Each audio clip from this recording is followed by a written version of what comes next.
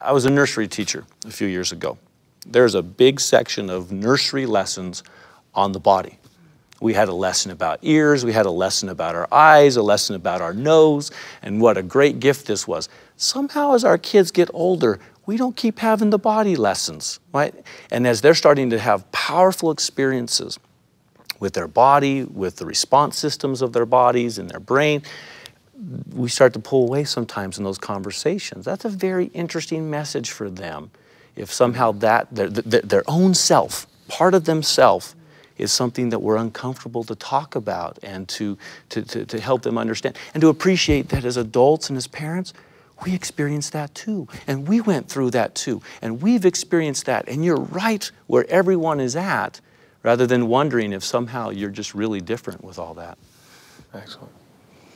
Well, I was just going to add that I really believe our children pick up the tone and cue that we give them. And if we are acting in an apprehensive, this is a shameful topic, they'll pick up on that.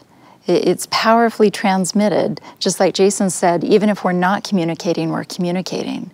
And so to carefully, as a couple, as if in a home the mom and dad are married, it's not a single parent home, that they also work together on this.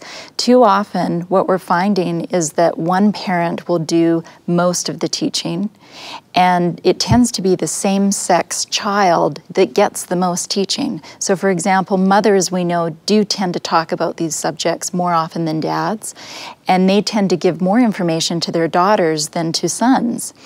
So the risk in that is that our sons, who are particularly at high risk for problems with pornography, let's say, things like that, they're getting the least amount of information with which to navigate such a complex world with so many mixed messages. So my counsel to parents is that as much as they can, to work together, to have conversations as a couple, you know, what are our goals? Let's clarify what our values are about these different topics, and how do we want to present that. And some of that can be done in one-on-one, individually.